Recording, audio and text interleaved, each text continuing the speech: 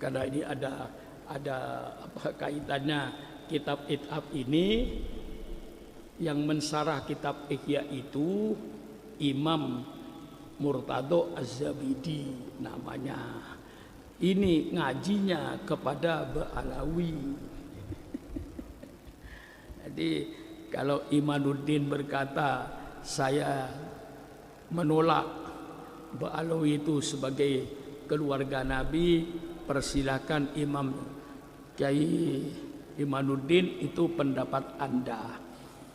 Dan Anda itu bukan berpendapat mencari kebenaran, tidak.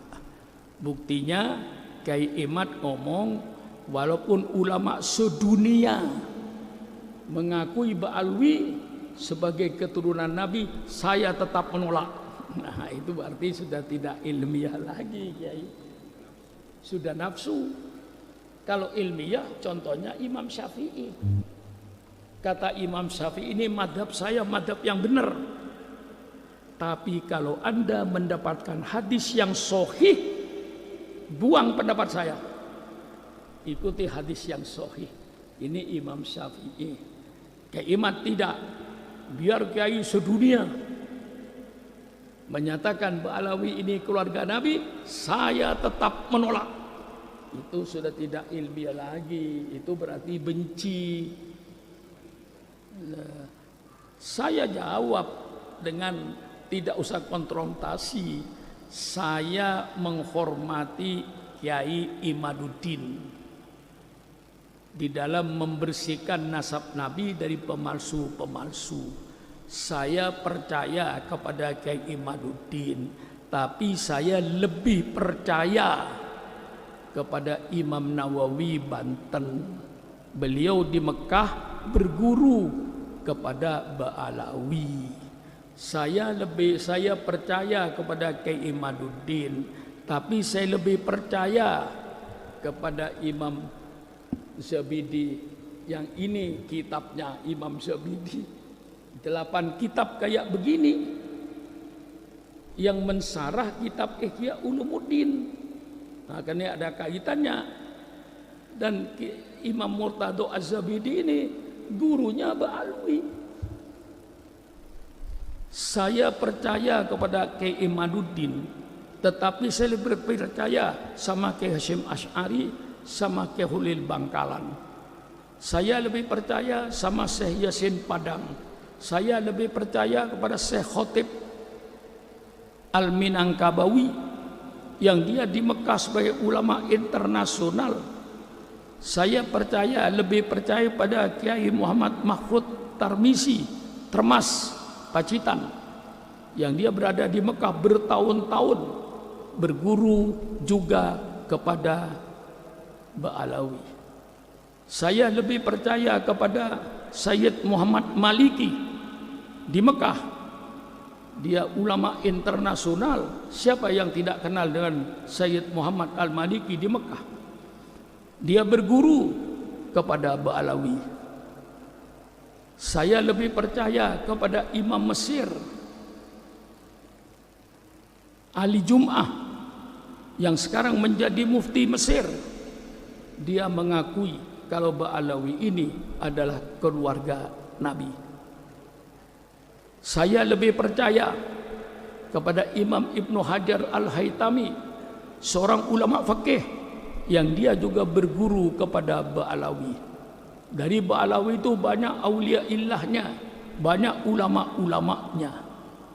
Nah, ini karena ini ada hubungannya dengan Imam Murtado Az-Zabidi, ini pengarangnya.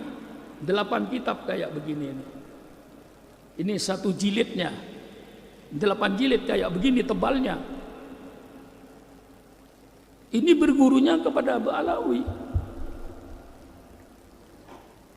Kalau kitab yang dipegang Kiai Imaduddin itu namanya kitab Asy-Syajaratul Mubarakah, katanya kitab ini sudah 500 tahun yang lalu. Baik, mengapa kok baru ketahuan kitab ini? Kemana selama 500 tahun ini? Kok tidak ada ulama yang tahu kitab ini? Itu bagi saya tanda tanya. Kok kitab 500 tahun yang lalu baru ketahuan kemarin? Kitab ini tentu bagi saya tanda tanya.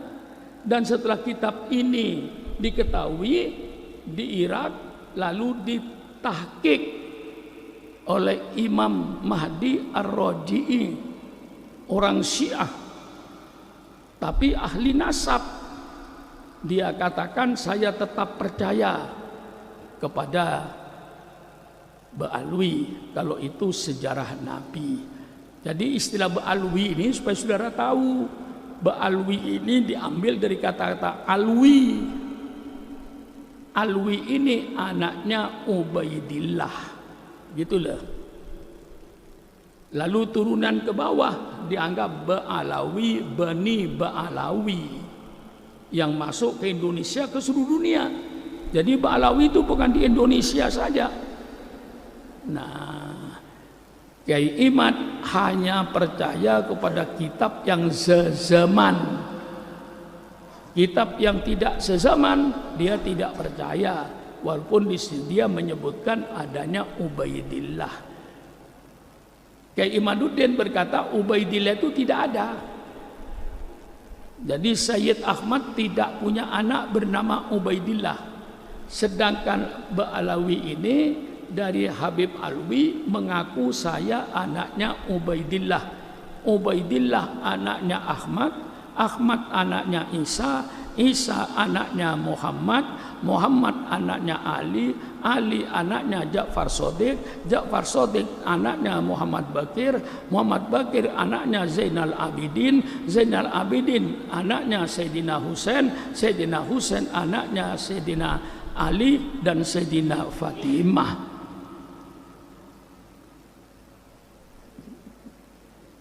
Dia kata Pak Kiai Imad, Ubaidillah tidak ada. Jadi Alwi itu bukan anaknya Ubaidillah. Baik, saya terima Ubaidillah tidak ada. Jadi sekarang Alwi bukan anaknya Ubaidillah. Kalau Alwi ini bukan anaknya Ubaidillah, karena Ubaidillah tidak ada, tolong tunjukkan kepada saya Alwi itu anaknya siapa. Kalau Alwi itu tidak ada bapaknya, berarti Alwi itu anak zina. Lebih berbahaya lagi. Jadi kalau Kiai Imad berkata Ubaidillah ini tidak ada, baik, tunjukkan kepada saya siapa ayahnya, ya, ayahnya Alawi ini. Kalau ayahnya bukan Ubaidillah, siapa ayahnya? Kalau tidak bisa menunjukkan ayahnya, berarti saudara mengatakan bahwa Alwi itu adalah manusia yang tidak ada bapaknya. Garis miring anak zina.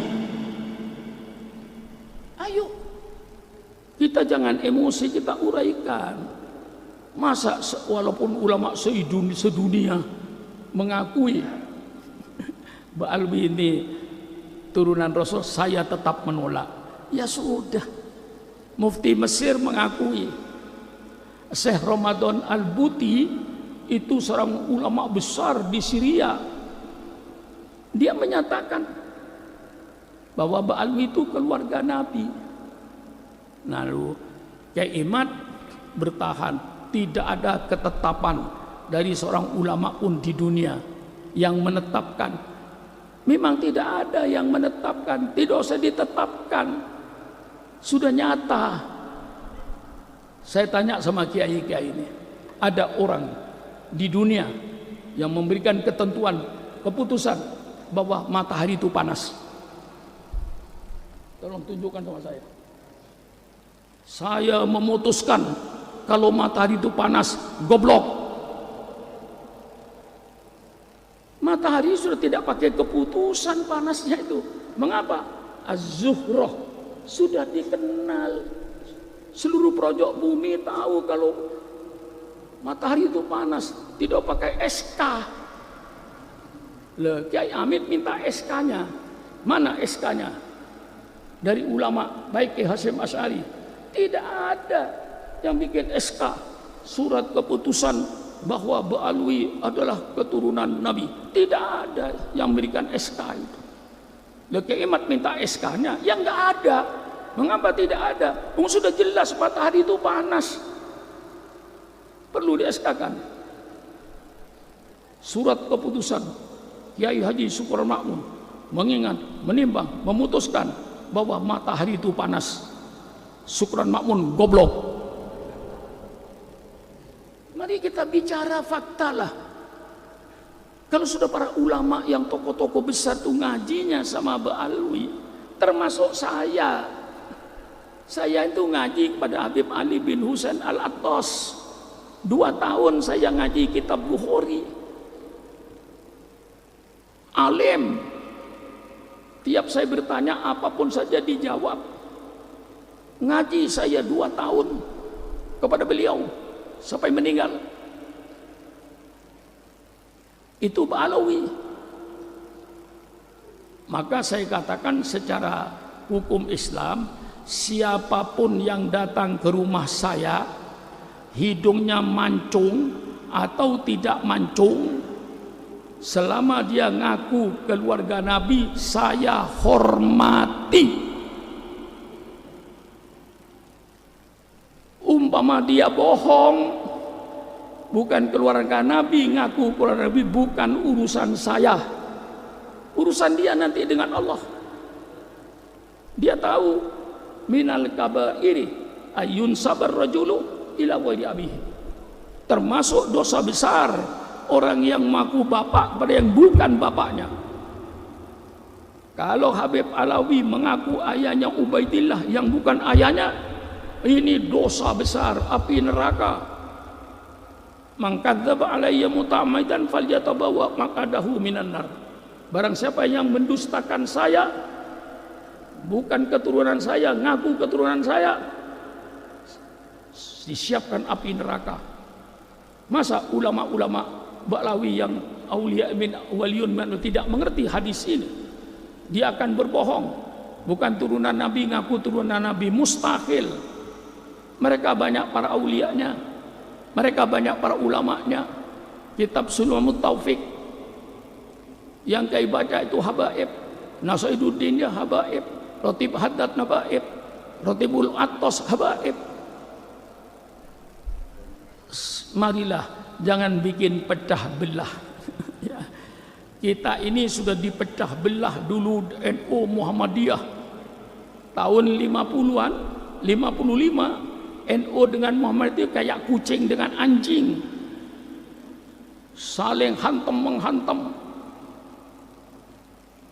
Iya, tahun 50-an itu Muhammadiyah dengan NU itu sudah kayak kucing dengan anjing, musuhan gak karu-karuan.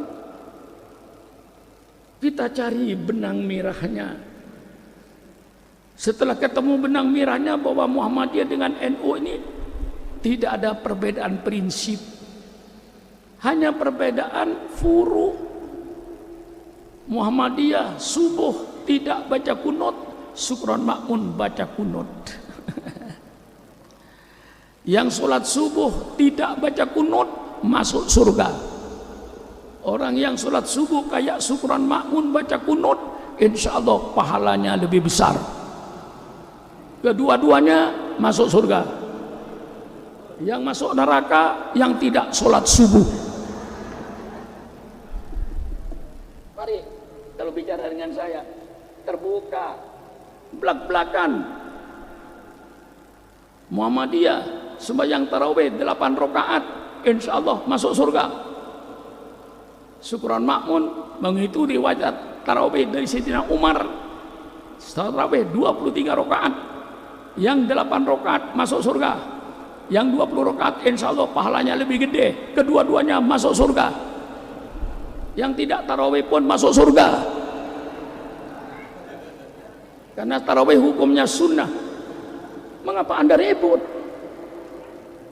Bersatu sekarang. Datang lagi Wahabi, hantam lagi, pecah. Saya tantang Wahabi, ayo bicara dengan Syukron Makmun. Pernah saya bicara, dengan 135 mubaligh Wahabi di puncak. Saya jelaskan tentang kunut, saya jelaskan tentang maulid, saya jelaskan tentang tahlilan. Sampai saya katakan kepada mereka, kalau Anda mencintai Subron Makmun, tolong luruskan Subron Makmun ini supaya tidak masuk neraka. Bukan Anda saja yang takut neraka, Subron Makmun takut neraka. Kalau sekiranya saya tahlilan, ada orang mati, peringatan maulid, bid'ah, syirik, masuk neraka, tolong selamatkan Subron Makmun dari api neraka. Saya kemukakan dalil saya. 135 semuanya diem. Itu mubaligh Wahabi semua. Dan saya berdialog dengan Wahabi itu dengan mubaligh Wahabi yang di Indonesia ini. Saya langsung dengan Syekh bin Bas, orang pertama Wahabi di Mekah.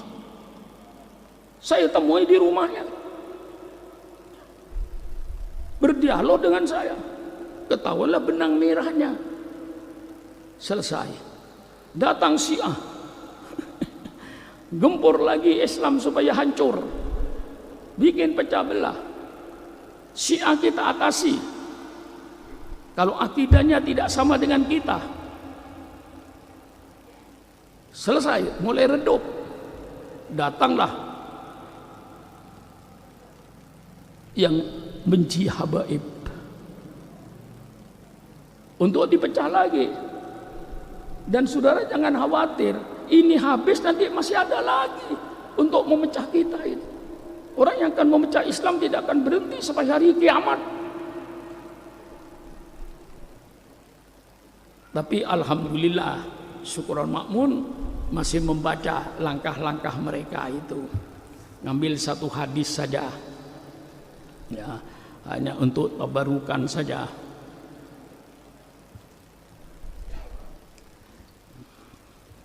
Ya.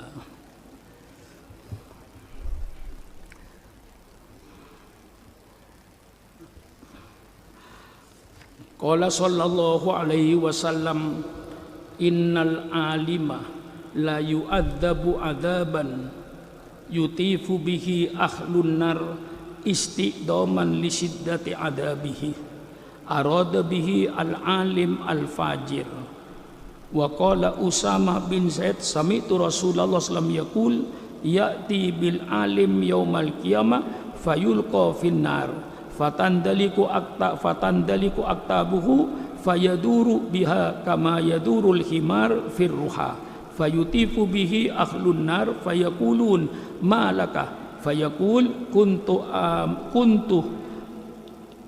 amuru bil khairi wala atihi wa anha anis syarri wa atihi innama yud'afidu adabal alim fi maksiatihi li'annahu asa an ilmin. Bersabda Rasulullah sallallahu alaihi wasallam, innal alim, ini sambil koreksi diri, innal alim, sesungguhnya orang alim, la yu'adzabu, benar-benar akan diazab oleh Allah, disiksa oleh Allah, azaban, suatu azab, yutifu, yang berkeliling, bihi, dengan orang alim tadi, ahlun nar, penduduk neraka mengelilingi orang alim ini yang sedang disiksa oleh Allah Subhanahu wa taala.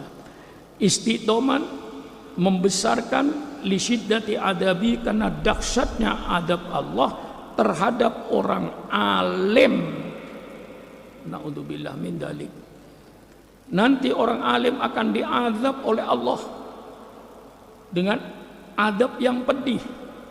Orang ahli neraka mengelilingi semuanya. Arada bihi al-alim al-fajir. Yang dimaksud oleh Nabi di sini orang alim yang ahli maksiat. Alim main judi, alim main perempuan, alim minum minuman keras. Dia ngerti kalau minuman keras itu haram, tapi dia minum. Dia tahu kalau berjudi itu haram, tapi dia berjudi. Dia tahu kalau berzina itu haram, tapi dia melaksanakan perzinaan. Itulah al-alim al-fajir. Wa arada al-alim al-fajir wa qala Usama bin Zaid, berkata Usama bin Zaid, sami'tu Rasulullah, saya telah mendengar Rasulullah sallallahu alaihi wasallam yaqul, bersabda, yu'ta bil alim, didatangkan dengan orang alim, yaumal qiyamah, pada hari kiamat, fayulqa finnar, maka orang alim tadi dilempar di api neraka. Fatandaliku aktabuhu, maka keluarlah ususnya. Usus itu bisa 10 meter itu. Maka keluarlah ususnya. Fayaduru, maka dia berputar dengan ususnya itu. Kama yadurul himar, sebagaimana berputarnya himar dengan talinya ketika dia diikat. Ini patok, himar, talinya diikat ke patok itu, himarnya keliling. Dengan ususnya dia keliling. Fayutifu bihi ahlun nar, maka berkeliling di orang alim itu orang ahli neraka. Fayaquluna, maka mereka orang berkata ahli neraka, malakah, apa yang terjadi bagi engkau hai orang alim? Mengapa engkau begitu hai orang alim?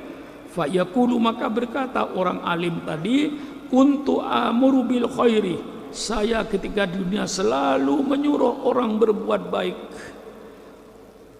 wala atihi, tapi saya sendiri tidak pernah berbuat baik. Wa anha anisyar, dan saya di dunia selalu melarang orang berbuat jahat. Wa atihi, tapi saya yang berbuat jahat. Itulah sebabnya orang alim itu innama yudha'afu adabul alim fi maksiatihi, maka sesungguhnya Allah melipat gandakan adabnya orang alim karena di dalam bermaksiat itu dengan ilmu.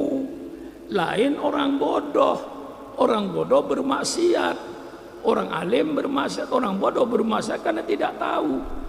Seandainya ada orang irian, mu'allaf baru masuk Islam, dia makan babi, tidak dosa, karena dia belum tahu kalau babi itu diharamkan, baru masuk Islam. Nah, itu bedanya. Tetapi orang alim makan babi, bukan dia tidak tahu kalau babi itu haram, dia tahu. Kalau babi itu haram, dia kerjakan. Itu sebabnya orang alim itu diazab oleh Allah 2 kali lipat, 3 kali lipat daripada orang awam. Nah, ini sebagai usikum wa iyaya binafsi bitaqwallah. Malah dalam kitab Zubat lebih dahsyat lagi,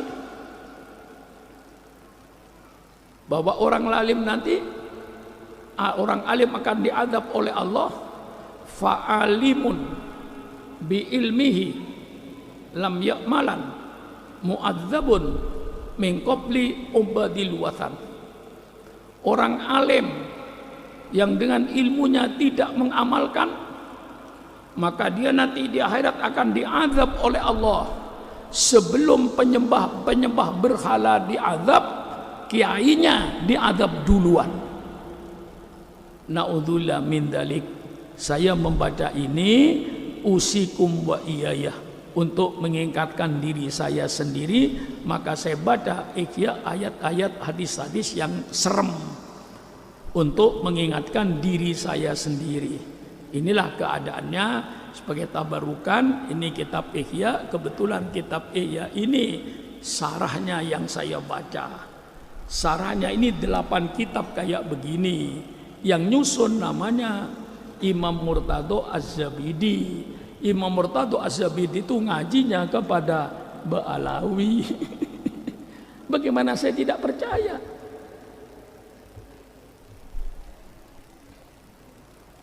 Itulah, maka kalau saya percaya kepada Kiai Imad, tapi saya lebih percaya kepada Hadratus Syekh Hasyim Asy'ari, termasuk pendiri Muhammadiyah yang namanya Kiai Dahlan. Ngajinya sama Ba'alwi juga di Mekah. Dengan Datuk Hasyim Asy'ari itu Kiai Dahlan 1 guru. Pertama ngajinya kepada Kiai Soleh Darat Semarang. Kiai Soleh Darat ngajinya dari Mekah. Hadratus Hasyim Asy'ari bersama Kiai Dahlan pernah ngaji sama Kiai Soleh Darat Semarang. Dari situ baru ke Mekah. Kiai Soleh Darat juga belajar sama Ba'alwi. Hadratus Qasim Asy'ari bersama-sama Kiai Dahlan pendiri Muhammadiyah, gurunya di Mekah sama. Maka sebenarnya Muhammadiyah itu, Muhammadiyahnya Kiai Dahlan dengan NU tidak ada bedanya. Saya punya bukunya, Muhammadiyah zamannya Kiai Dahlan. Saya punya kitabnya. Suatu nanti saya bawa ke sini. Cuman tulisannya ini tulisan Arab Jawa. Ya, di situ ditulis, dikeluarkan dari perpustakaan Muhammadiyah Jogja. Zaman Muhammadiyah, zamannya Kiai Dahlan, tarawihnya 23 rakaat, subuhnya baca kunut. Persilakan pengurus Muhammadiyah datang sama saya tunjukkan kitabnya. Cuman kitab ini ya lama tertutup. Nah, dibuka fikih pada zaman Kiai Dahlan, kunutan.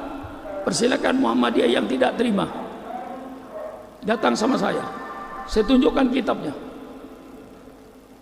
Kiai Dahlan tarawih 23 rakaat. Dalam buku yang saya baca ini, ya ini relatif berubahnya fikihnya Muhammadiyah ini setelah kemasukan pengurus yang datang dari Sumatera Barat. Pengikutnya Imam Bonjol itu mulai berubah. Dan berubah mutlak setelah di Pekalongan. Saya punya. Saya pikir kalau begitu Kiai Dahlan benar. Saya telusuri, betul Kiai Dahlan pendiri Muhammadiyah ini adalah gurunya Kiai Soleh Darat Semarang bersama Hadratus Qasim Asy'ari. Setelah itu dia ke Mekah. Di Mekah gurunya sama. Maka waktu mendirikan Muhammadiyah dengan mendirikan NU itu tujuannya sama. Hanya beda nama. Segala perbuatannya sama, tidak ada bedanya antara Muhammadiyah dengan NU pada zamannya Hadratus Syekh. Nah, setelah itulah saya baca sejarahnya, mulai ada perubahan setelah kemasukan pengurus yang datang dari Sumatera Barat, diantaranya dari muridnya Imam Bonjol. Imam Bonjol itu Wahabi. Kalau ini saya tidak menuduh Wahabi, tidak, cuman muridnya. Nah, disitulah mulai ada perubahan. Terbongkar fikihnya Kiai Dahlan ini dengan tulisan huruf Arab tapi bahasa Jawa. Nah, ketahuan benang merahnya. Kita dengan Muhammadiyah tidak ada masalah. Datang ini sekarang sedang dipecah antara ulama NU dengan para habaib. Kalau ini pecah, inna lillahi wa inna ilaihi rajiun. Kuatnya Islam di Indonesia ini karena kerjasamanya Rabithah Alawiyah bersama-sama dengan Nahdlatul Ulama ketika berdiri tahun 26 itu ada perjanjian kerjasama. Masa tokoh-tokoh NU seperti Kiai Wahab, seperti Kiai Holil Bangkalan, seperti Kiai Hasyim Asy'ari tidak mengerti hal ini? Lah inilah saudara, maka sudahlah. Sekarang ademkan. Kalau Kiai Imad tidak percaya bahwa Ba'alwi itu turunan Rasulullah, sudahlah Anda yang tidak percaya. Tapi tidak usah memaksa Sukron Makmun untuk percaya seperti saudara. Saya mempunyai jalur dan insya Allah lebih kuat. Saya berguru pada Sayyid Muhammad Al-Maliki di Mekah. Saya dikasih silsilah nasab, cuman saya tidak sempat menghafal. Kalau saya mau menghafal nasab itu, nasab silsilah ilmu, saya bisa berkata, saya ajarkan kepada saudara kitab Riyadhus Shalihin dari guru saya Sayyid Muhammad Maliki, dari ayahnya, dari kakeknya, dari gurunya, bergurunya, sampai kepada Imam Nawawi. Saya kalau mau mengajar kepada saudara, saya bawa sanadnya, saya bisa mengajar. Qala Rasulullah sallallahu alaihi wasallam an Sayyid Muhammad Maliki, dari Sayyid Muhammad Maliki saya ngaji. Sayyid Muhammad Maliki ngaji dari ayahnya, ayahnya ngaji dari kakeknya, kakeknya ngaji dari si fulan, dan si fulan itu ngaji kepada Imam Bukhari. Sambung. Punya saya kitab namanya Al-Lu'lu'. Cuman untuk menghafal nggak sempat saya. Ambil kepalanya saja. An Abi Hurairah radhiyallahu anhu sami'tu Rasulullah sallallahu alaihi wasallam. Saya tidak sebut sanadnya. Kalau saya sebut sanadnya bisa saya sebut. Saya ngajar saudara hadis ini dari siapa? Dari guru saya, Sayyid Muhammad Al-Maliki. Sayyid Muhammad Al-Maliki dari siapa? Dari ayahnya. Ayahnya dari siapa? Dari kakeknya. Kakeknya dari siapa? Dari gurunya. Gurunya dari siapa? Dari gurunya. Gurunya dari siapa? Dari gurunya, dari gurunya, dari gurunya, dari gurunya, dari Al-Imam Bukhari radhiyallahu anhu qala Nabi sallallahu alaihi wasallam. Nyambung. Karena saya ngaji. Ya itu namanya sanadnya ilmu. Nah, sanadnya ilmu. Jadi punya sanad dari gurunya, dari gurunya, dari gurunya. Saya punya sanad dari Habib Alwi, Habib Ali bin Husain Al-Atos. Saya punya sanad. Bukan ngaji saya sembarangan. Nah ini kepada saudara-saudara, sudahlah redakan, tidak usah memikirkan nasab orang, pikirkan saja nasibnya sendiri. Ya, kayak saya datang ke rumah saya, hidungnya mancung atau peseng, selama dia ngaku keluarga Nabi saya hormati. Adapun dia bohong, bukan urusan saya, urusan dia dengan Allah. Saya tidak ngurusi nasab orang, saya urusi nasib saya sendiri. Bagaimana? Mantap? Mantap. Soal dia, dan saya yakin kok Kiai Karim, banyak Arab-Arab yang hidungnya mancung ngaku Habib di depan saya, padahal bukan Habib. Ngaku Habib padahal bukan Habib. Ya nggak apa-apa bagi saya. Saya tidak dosa menghormati karena dia ngaku Habib. Adapun dia bohong, urusan dia. Saya tidak ngurusi nasab orang, yang saya urusi nasib saya ini di dunia dan di akhirat. Nah, itu kalau saya, loh, kalau hidungnya peseng kok dihormati? Kan jelas itu bukan Arab. Loh, banyak ahli bait itu yang hidungnya peseng. Mengapa? Karena kawin dengan orang Luilian. Iya. Kawin dengan orang Cianjur, istrinya hidungnya peseng, lahir tidak ikut bapaknya, ikut siapa? Tanya itu Ustadz itu. Paling banyak di Sukabumi, Habib kawin di Sukabumi, Cianjur tuh paling banyak itu. Punya anak peseng hidungnya, nggak mancung. Mengapa? Urun ibu. Tapi nasab tetap nasab Rasulullah, karena dari jalur laki-laki. Nah ini jadi walaupun hidungnya peseng, ngaku Nabi pun, ngaku keluarga Nabi, saya hormati. Soal dia bohong, bukan urusan saya. Saya nggak ngurusin nasab orang. Yang saya urus nasib saya, yang saya urus sholat saya, yang saya uruti dzikir saya, yang saya uruti ibadat saya. Nah, saya tidak ngurusin nasab orang. Untuk apa sibuk dengan nasab orang sehingga lupa sholat? Nah inilah mungkin sebagai tambahan. Sekian, wassalamualaikum warahmatullahi wabarakatuh.